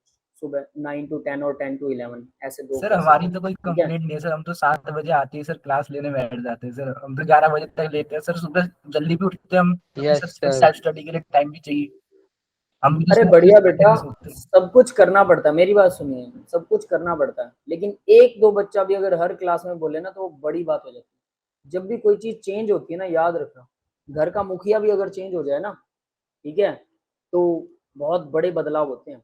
जैसे हमारा देश का मतलब पीएम चेंज होता है तो बहुत बड़े दंगे होते हैं, बड़े बड़े बातें होती हैं लोगों में, इधर उधर सब लोग उसको नापसंद करते हैं।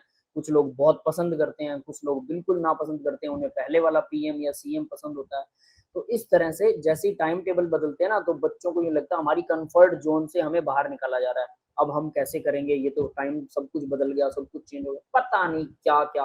फिर बच्चे मैसेज पे मैसेज, नहीं नहीं हमें तो इसी टाइम चाहिए, हमारा तो पहले वाला टाइम ठीक था, ये तो हम ज्यादा लेट हो जाएंगे, है ना। बहुत सारी और प्रॉब्लम भी हो जाती सर हम है भी तो जो बच्चा। एडजस्ट करते हैं सर, हम भी तो एडजस्ट करते हाँ, बहुत से बच्चे एडजस्ट भी करते हैं, I am agree with you बेटा, मैं एग्री करता हूँ इस बात को, बहुत से बच्चे एडजस्ट भी करते हैं।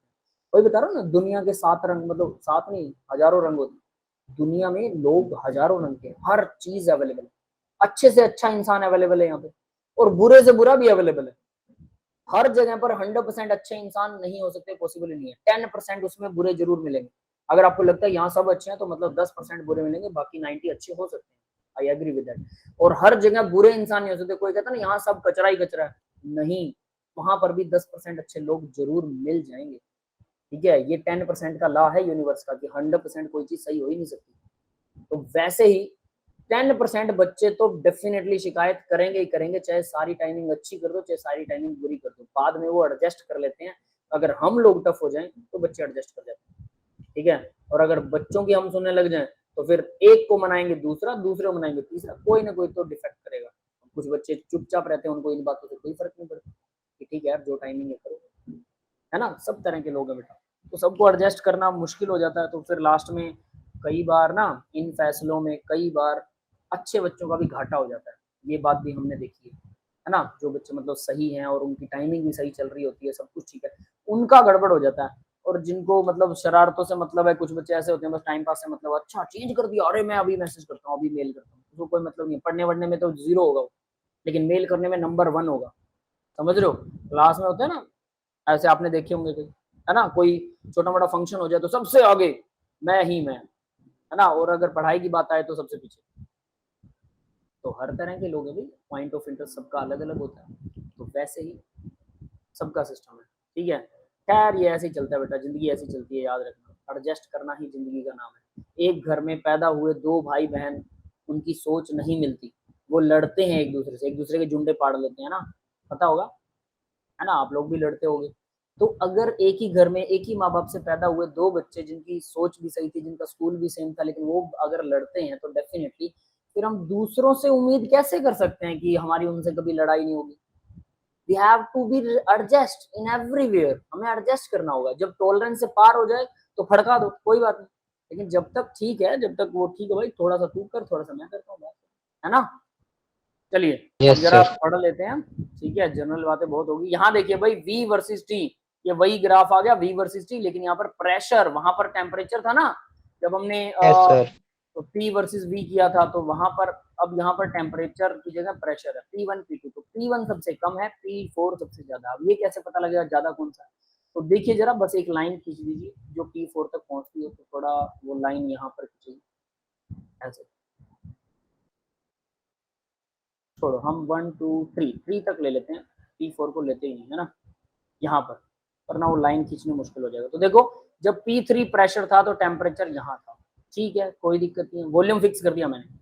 जब P2 प्रेशर था तो टेम्परेचर घट गया, टेम्परेचर घट रहा है तो डेफिनेटली P2 P3 से कम होना चाहिए कि ज्यादा होना चाहिए, सर कम होगा। कम होगा, यानी P3 ज्यादा है, सर P2 कम है। आगे देखिए P1, जब P1 प्रेशर था तो टेम्परेचर और घट गया, मतलब टेम्परेचर घट रहा है तो प्रेशर कम हो रहा होगा, डेफिनेट सी बात है ना। तो यानी P1 सबसे कम है, P2 ज्यादा, P3 ज्यादा और P4 सबसे ज्यादा, बस यही ढूंढना है इसके अंदर। That's it. यस बेटा, क्लियर है? Yes, sir. Yes, sir. हाँ, कैसे ढूंढना है ग्रेटर देन लेस देन। अब ये देखो भाई, ये वही आ गया वॉल्यूम वर्सेस टेम्परेचर, और ये वही पीछे की तरफ एक्स्ट्रा प्लॉट कर दिया। What happened at absolute zero. Absolute zero पर क्या होता है? ये होता है एब्सोल्यूट जीरो पर। ये हम डिस्कस कर चुके हैं ना, मोर देन इनफ डिस्कस कर चुके हैं हम, तो वर्म होल तक भी पहुंच गए है ना। वर्म होल अपने काम के नहीं है, सब अभी तक थ्योरेटिकल है। अब नेक्स्ट लॉ आता है भाई हमारा, चार्ल्स लॉ खत्म हुआ, और चार्ल्स लॉ ने क्या दिया? चार्ल्स लॉ ने दिया absolute zero temperature, kelvin scale. क्यों केल्विन को एक्सेप्ट किया गया? तो एब्सोल्यूट जो चीजें होती है ना, एब्सोल्यूट सही वाली, वो ऐसे साइंटिस्टों को पता लगी। पहले तो आम जनता ने अपने व्यूज बना लिए, ठीक है टेम्परेचर मेजर करना है, कुछ भी अकड़ बकड़ कर दो, मीटर में मेजर करते हैं हम डिस्टेंस को, फुट में भी मेजर करते हैं, फुट में भी होता है ना, Yes, sir. माइल में भी मेजर करते हैं, किलोमीटर और माइल में फर्क होता है ना। 1.6 माइल जो किलोमीटर जो होते हैं 1 माइल होता है, ठीक है। वो बहुत सारा वो है। तो आप लोगों ने एक और चीज, मतलब और पुराने टाइम की बात करें तो उनमें और पुरानी तरह से गिनतियां होती थी।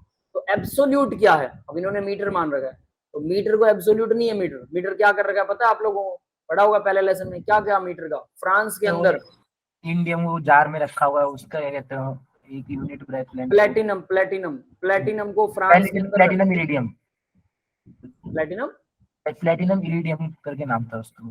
नहीं, प्लेटिनम प्योर फॉर्म में है बेटा, इरिडियम नहीं है। सर वो एक जार में रख रखा था, और उसका सर जो मास है वो 1 kg ले लिया, और सर उसकी एक लेंथ को सर 1 मीटर ले लिया। वो ठीक है, लेकिन उसके बाद में जो आप इरिडियम बोल रहे हो वो कुछ और है, बताता हूँ वो क्या है। ये मीटर ऐसे लिया गया था। बाद में इन्होंने क्या किया कि जो स्पीड ऑफ लाइट है, स्पीड ऑफ लाइट के अंदर उसको 1 सेकंड में वो 3 लाख किलोमीटर अप्रोक्सीमेट चलती है, तो उसका 1/3 लाख जैसे वो बाद में वो 1 सेकंड के लो, वो इरिडियम की रोड ली। उसका इरिडियम की रोड की फ्रीक्वेंसी, वो कितने फ्रीक्वेंसी में कितने सेकंड में क्या पार करती है, वो कुछ उस तरह से भी मीटर को इन्होंने बाद में एडजस्ट किया था, ठीक है। तो मतलब सिंपली, बट हाँ प्लेटिनम की सीधी रोड रख ली थी बाद में। तो सीधी रोड वाला तो मुझे नहीं लगता कि किसी भी तरह से हम कह सकते हैं कि ये एब्सोल्यूट है ना। उसका तो कोई सिर पैर ही नहीं है, मुंह उठा के कोई भी रोड ले लो और बाद में सारे यूनिवर्स को, सारे अर्थ को बोल दो सारे साइंटिस्ट इसको फॉलो करेंगे, ठीक है अभी कर रहे हैं बस, बात खत्म, है ना। ऐसा कुछ हुआ था। खैर वो एक अलग चीज है। तो हमने मतलब इसको स्टैंडर्डाइज नहीं किया, लेकिन टेम्परेचर को स्टैंडर्डाइज कर रखा है परफेक्ट। हमें पता है 0 kelvin is the best temperature scale. तो अगर इस तरह से बिल्कुल डेप्थ पता लग जाए सभी चीजों की, जो कि नहीं पता है, याद रखना व्हाट आई एम सेइंग, जो कि नहीं पता है, तो अगर पता लग जाए, if you know the everything from the basics 0 level से, तो समझ लेना कि हम बहुत सारी चीजों में सुधार कर सकते हैं और आगे आगे उनका पता लग सकता है कि पॉइंटों में चीजें कैसे बदलती हैं, ठीक है।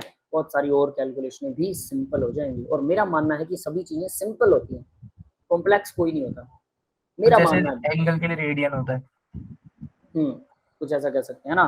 तो अब देखो 360, एक और क्वेश्चन देता हूँ भाई आप लोगों को, ढूंढना और मुझे बताना, ठीक है। नेक्स्ट लेक्चर में मुझे याद ना रहे तो भी आप लोग बताइएगा, मतलब आप लोगों को याद रखना बेटा, और क्वेश्चन का आंसर ढूंढ के लाइएगा। ट्राई टू मतलब क्या बोलते हैं उसको, सॉल्व द क्वेश्चन। 360 डिग्री का एंगल होता है वो एक पॉइंट पर चारों तरफ, वाई 360? 100 डिग्री क्यों नहीं? 100 होना सर चाहिए इसका सर कारण है सर। बोलो। सर जो पहले सर जो एस्ट्रोलॉजर थे, उन्होंने देखा कि जो सर तारे थे वो 365 दिन बाद वो आ रहे थे, लेकिन उनके पास कुछ टाइम मेजर करने के अच्छे इंस्ट्रूमेंट नहीं थे, तो उनका एवरेज 360 आया कि 360 दिन बाद जो है वो तारा वापस वहीं पे आ रहा है जिस जगह पे वो था। तो सर उन्होंने 360 डिग्री में उसको बना दिया, एक सर्कल के 360 डिविजन्स करके उसको 1 डिग्री मान दिया। तो दिन के हिसाब से आप कह रहे हो कि दिन के हिसाब से ऐसा हुआ था कि 360 दिन लिए गए थे और उन्होंने देखा कि वो पूरा अर्थ एक सर्कल पार कर लेते तो तारा वहीं। तो सर जो स्टार है वो सर वापस अपनी उसी पोजीशन पे आ रहा था, तो इस वजह से उन्होंने उसको 360 डिग्री में डिवाइड कर दिया सर। मतलब एक पॉइंट पर जो पूरा घूम जाए गोल गोल तो 360 उन्होंने ऐसा करा। Yes sir. क्या ये सच है भाई? मुझे ऐसा लगता नहीं है। सर मैंने पढ़ा था सर। आपने पढ़ा था? चलो कहाँ पढ़ा था, मतलब कोई बुक थी स्पेसिफिक या वैसे रैंडमली पता लगा था? सर अब ऐसे ध्यान नहीं सर, बहुत पहले पढ़ा था, कहीं सुना था सर या पढ़ा था। मैंने भी, हाँ चलो मैंने बहुत सारी इसके बारे में चीजें पढ़ रखी हैं, सुन रखी हैं, ठीक है, बट आज तक मैं कंफ्यूज हूँ, मुझे एग्जैक्ट डाटा आज तक पता नहीं लगा कि 360 क्यों है, इसके पीछे कुछ और रीजन है, मुझे ऐसा नहीं लगता कि चलो एक ये तो हो गया 360, ठीक है, एक सर्कल है ना। अब एक और देता हूँ आप लोगों को क्वेश्चन, ठीक, उसको भी ढूंढना, दोनों क्वेश्चंस फिर से ढूंढना, कृष्णा बेटा यूट्यूब है ना, आप भी ढूंढना, शायद कुछ और मिले। Yes sir. एक पॉइंट पर 360 का सर्कल आता है, ठीक है, एक पॉइंट पर स्पेस में 3D में कितना एंगल बनता है, समझ गए बात, 3D में कितना एंगल बनता है, सर्कल नहीं, मतलब पूरे बोल एक बोल आपके पास, बोल के सेंटर में कुछ है, मतलब एक पॉइंट है, और उस पॉइंट के चारों तरफ बोल का टोटल एंगल कितना माना जाएगा, ये कभी पढ़ा, सुना, याद किया, कुछ हुआ? No sir. सामने नहीं आया ना। चलिए आप लोग ट्राई कीजिएगा, अगर आंसर मिले तो मेरे को जरूर बताना। सर हाँ बेटा, एक बार दूसरा क्वेश्चन फिर से रिपीट कर दो।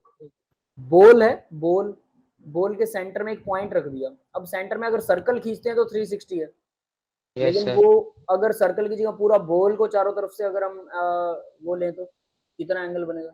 सर वो सॉलिड एंगल बनेगा सर 4 पाई स्टेरेडियन क्या बनेगा? वो sir sir, solid solid। Angle बनेगा सर 4 पाई स्टेरेडियन का। अगर सर सॉरी समझ नहीं आया, सॉलिड एंगल?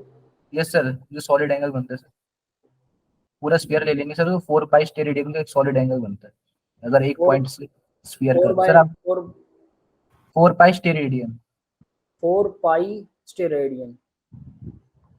यस सर एक बार एंगल, क्वेश्चन रिपीट करना सर। चलो बता देता हूँ यार, मुझे केमिस्ट्री भी करवानी है यार।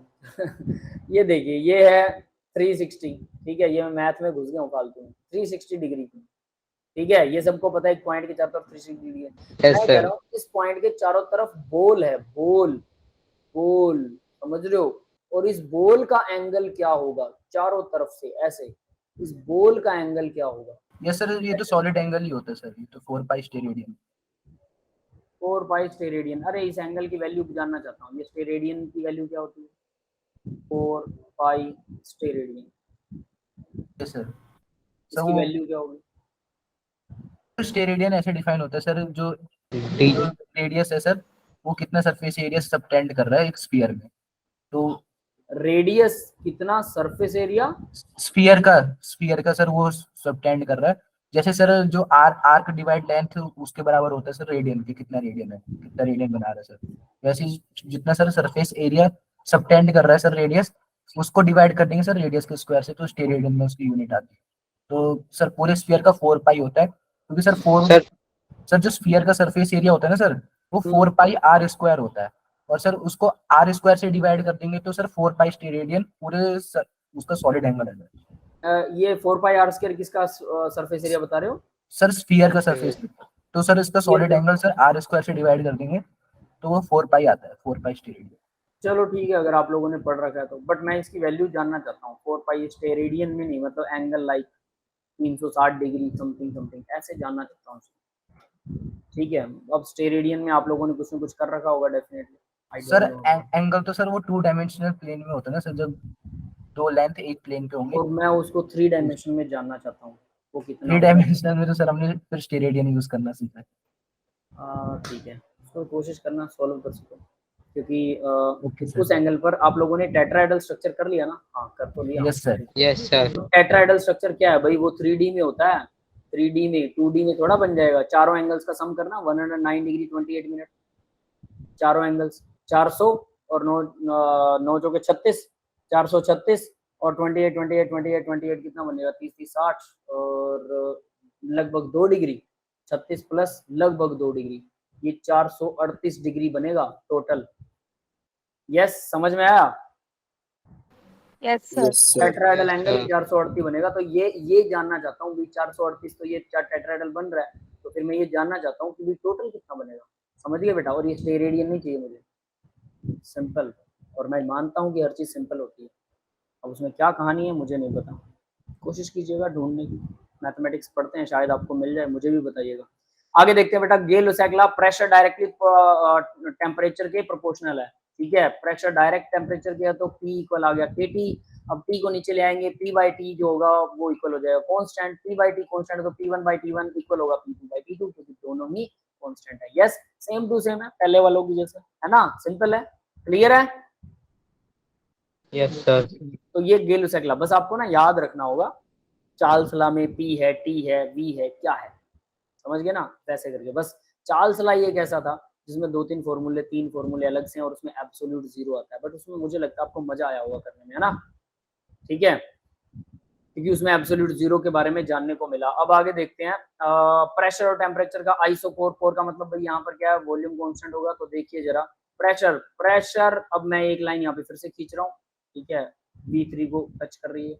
जब V3 को मैंने मिलाया, प्रेशर को कांस्टेंट कर दिया, एक बार कांस्टेंट होता नहीं बट मैंने करके देखा, तो V3 को मिलाया, टेम्परेचर यहाँ पे आया, V2 को मिलाया, टेम्परेचर कम हो गया। वॉल्यूम, टेम्परेचर कम होने पर वॉल्यूम क्या होता है भाई, कम होता है, यस और नो? कम। ठीक है, और यहाँ पर फिर से देखिए टेम्परेचर और कम हो गया।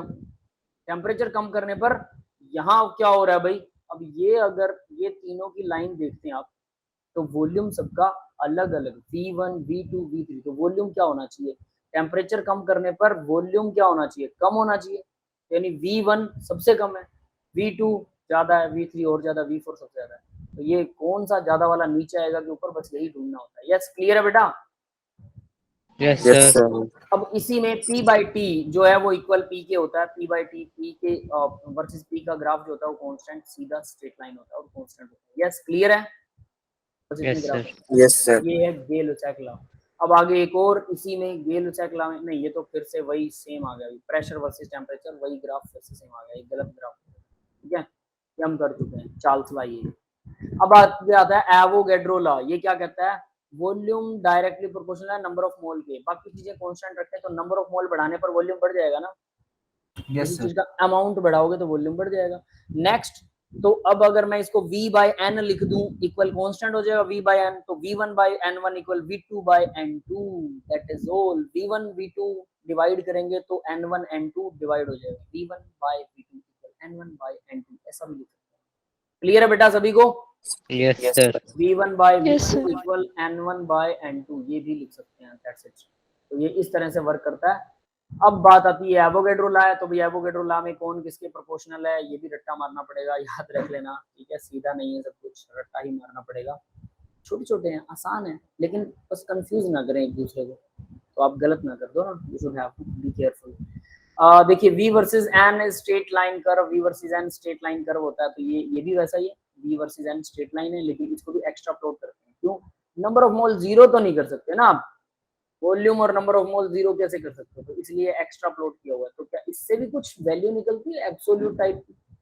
तो इससे ऐसा कुछ निकलता नहीं है, ठीक है, साइंटिस्टों ने नहीं बताया, लेकिन हम कुछ कोशिश करें तो शायद किसी चीज के नजदीक पहुंच सकते हैं, सोच सकता है अभी कोई, ये है आपके सोचने के लिए।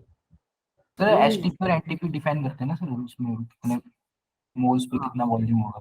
हाँ, ये वैसा डिफाइन करेगा, समझ गए, नंबर ऑफ मोल्स में कितना वॉल्यूम होता है, ये एसटीपी और एनटीपी के ऊपर यहाँ से ही आया, ये भी एब्सोल्युटली वहीं से आया और नंबर ऑफ मोल की वैल्यू भी वहां से आई।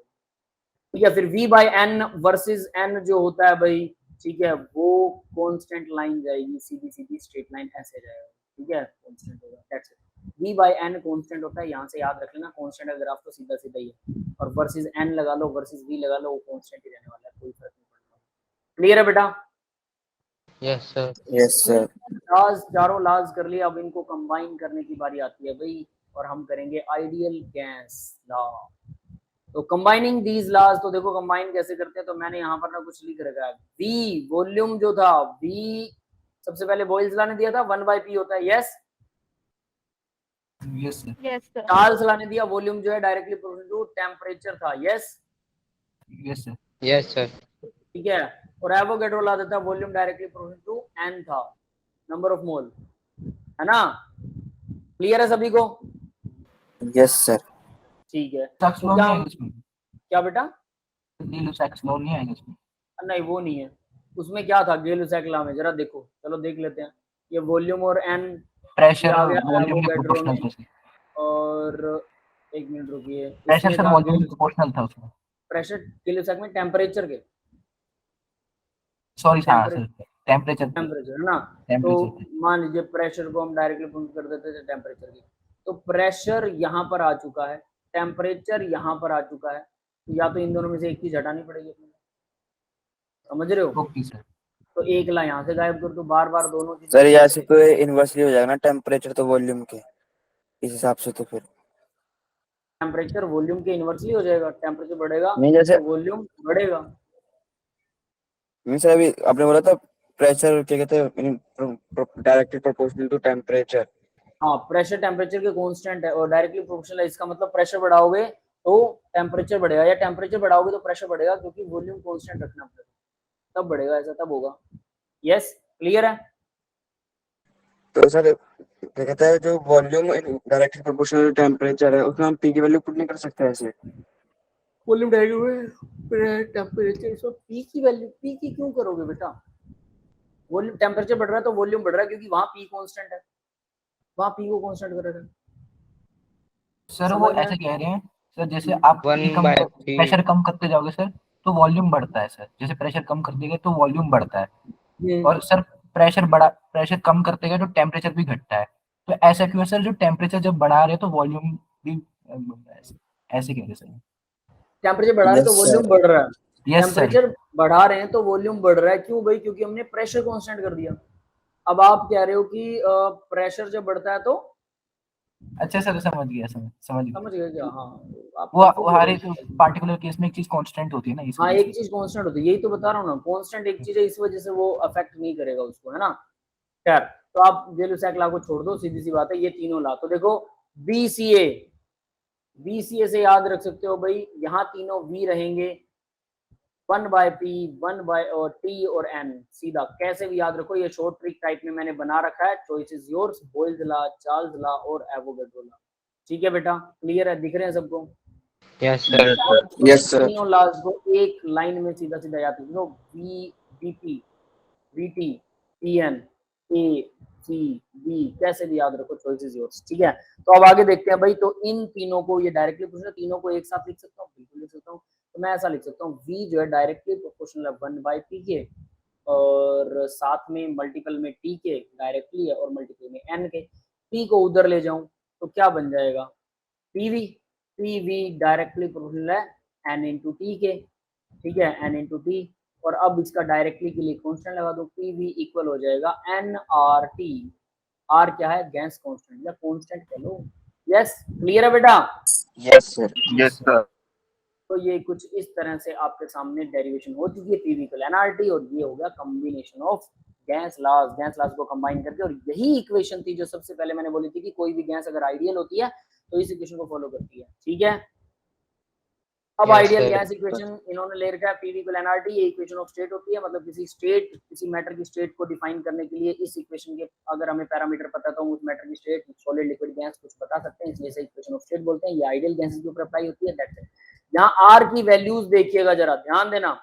आर की वैल्यूज 8 पॉइंट। अब देखो आर की वैल्यू निकलती कैसे, पहले बताता हूँ। पीवी इक्वल एनआरटी, आर की वैल्यू क्या होगी? PV by n t. एन क्या है यहाँ पे? नंबर ऑफ मोल, तो मोल लगा दिया। टी क्या है? टेम्परेचर इन केल्विन, केल्विन लगा दिया।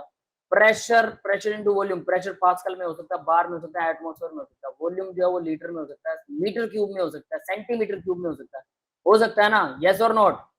Yes, sir. Yes sir. नीचे वाले कभी नहीं बदलने वाले, ये सेम रहेंगे, ऑलवेज फिक्स लिखा हुआ है, लेकिन ऊपर वाले बदलते हैं। तो प्रेशर इनटू वॉल्यूम का एक यूनिट होता है एनर्जी और वर्क डन। ठीक है, एनर्जी और work done, pressure into volume का। तो एनर्जी का यूनिट होता है जूल, अर्ज भी होता है, कैलोरी भी होता है। ठीक है, तो हम प्रेशर इनटू वॉल्यूम को डायरेक्टली ये सब कचरा बंद करके जूल या अर्ज या केल्विन भी लिख सकते हैं। तो एक यूनिट इसका बनता है जूल, अर्ज या केल्विन में। जो वैल्यूज हमने निकाली स्टैंडर्डाइज करके वो निकली 8.314 जूल। जूल में ये पर केल्विन पर मोल सब में सेम रहेगा, पर केल्विन पर मोल वो सेम है। तो भाई 8.314 जूल पर केल्विन पर मोल। एक वैल्यू ये याद रखना, 5-6 वैल्यूज हैं इसके, लेकिन यहाँ सिर्फ 3 है। सर एसआई वाली भी याद रख लेंगे ना सर, जो एसआई यूनिट में। हाँ, 3 ही वैल्यूज हैं जो आपको याद रखनी है। दूसरी देखिए, कैलोरी में लगभग 2 कैलोरी होता है। यहाँ ना एक ट्रिक दे रखी है, 25/3 अप्रोक्सीमेटली 8.314 निकलेगा, 25/3। क्लियर है? Trick to learn.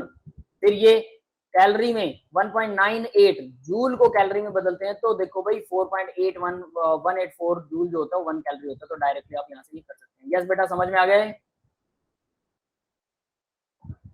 जूल और कैलोरी का डिफरेंस पता होना चाहिए। तो अगर आप 4.184 को डिवाइड कर देंगे तो लगभग 2 के बराबर आएगा, 1.98 कैलोरी पर पर केल्विन पर मोल, ये फिक्स रहने वाला है। नेक्स्ट देखिए, अगर लीटर एटमॉस्फेयर में कन्वर्ट करते हैं, लीटर में वॉल्यूम होगा और एटमॉस्फेयर में प्रेशर होगा, यानी प्रेशर और वॉल्यूम की डायरेक्ट यूनिट यूज कर रहे हैं, तो ये वैल्यू आती है 0.0821 लीटर एटमॉस्फेयर पर केल्विन पर मोल। 1/12 इज द ट्रिक, 1/12 क्लियर है। 1/12 की वैल्यू लगभग इतनी आती है, दैट्स इट। ये वैल्यूज है और ये याद होनी चाहिए, रट्टा लगा होना चाहिए, इतने जबरदस्त वाला रट्टा, इसको भूलो ना। यस कृष्णा बेटा बोलिए, क्या डाउट आपका? सर मेरा ये क्वेश्चन था सर, जो पीवी इक्वल टू एनआरटी वाली इक्वेशन है ये आइडियल गैस पर लगेगी सर, तो जिसमें आर जो कांस्टेंट होता है इसको यूनिवर्सल गैस कांस्टेंट क्यों बोलते हैं? यस, यूनिवर्सल गैस कांस्टेंट ये सभी गैसेस के ऊपर अप्लाई होता है। आपको क्या लगता है? इक्वेशन तो सर सुनिए ये आइडियल गैस पर ही लग रही है। सुनिए सुनिए सुनिए, आपको क्या लगता है सिर्फ आइडियल में यूज होता है? आपको ऐसा लगता है ना? Yes sir. ऐसा नहीं है, ये सब में यूज हो सकता है, रियल में भी इसको यूज करेंगे, नो वरी, ठीक है? अभी सही है, रियल में भी इसको यूज करेंगे, मतलब रियल गैसेस में भी ओके सर, ठीक है। अब 1 मिनट रुकिए भाई, मैं मेरी क्लास स्टार्ट कर लूँ, एक क्लास है मेरी,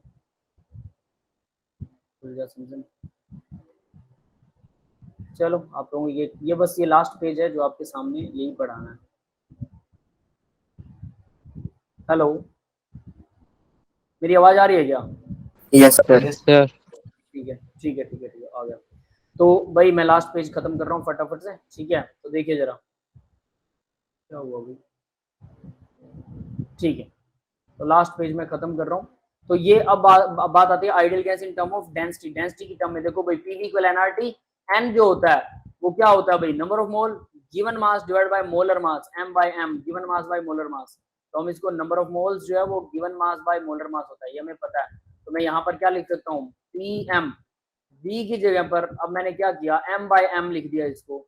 तो ये देखिए यहाँ पर m by m, pv equal m by m, given mass by molar mass. तो अब मैं क्या करूँ, इस m को इस तरफ ले गया, v को इस तरफ ले आया, ठीक है? तो m बाय v ये क्या होता है भाई, मास बाय वॉल्यूम क्या होता है, डेंसिटी। तो pm equal drt, pm equal drt बन गया, दैट्स इट। समझ में आ गया बेटा? Yes sir. ये फर्स्ट, ये सेकंड, ये थर्ड और ये फोर्थ फाइनल रिजल्ट है, दैट्स इट। अब Dalton law of partial pressure क्या कहता है, सीधा सा बता देता हूँ। Dalton law of partial pressure बताता है कि कोई भी चीजों का दो अलग अलग गैसेस का अगर आपको पार्शियल प्रेशर पता है तो दोनों को डायरेक्टली जोड़ दो, टोटल प्रेशर आ जाएगा, डायरेक्ट जुड़ेगा। ये पार्शियल प्रेशर का लॉ है डाल्टन का। कई चीजें मल्टीपल हो जाती हैं, जुड़ती है ना तो मल्टीपल होती है, कई चीजें स्क्वायर पावर में चली जाती है, ये डायरेक्ट जुड़ेगा, ये लॉ है, बहुत सिंपल है। तो पी टोटल जो होता है P1 P2 P3 का सम होता है, बस बात खत्म। अब इसी लॉ में एक और खास बात आती है कि पी टोटल जो होता है वो पीआई, इंडिविजुअल गैस का pressure divide by mole fraction of the gas, इसके इक्वल भी होता है। या फिर आप ये लिख सकते हो पीआई जो है यानी इंडिविजुअल किसी गैस का प्रेशर जो होता है, अगर आपको निकालना है, सॉल्यूशन में कोई गैस है, दो गैसेस हैं और उसमें एक गैस का प्रेशर आप निकालना चाहते हो, वो कितना कर रही है, तो कैसे निकालो, जो टोटल प्रेशर है mole fraction of that gas से मल्टीप्लाई कर दो टोटल प्रेशर को, आपके पास इंडिविजुअल गैस का प्रेशर आ जाएगा। यस बेटा, समझ में आ गया? Yes sir. That's all for the today's lecture. अब मैं रिकॉर्डिंग कर रहा हूँ ऑफ, किसी को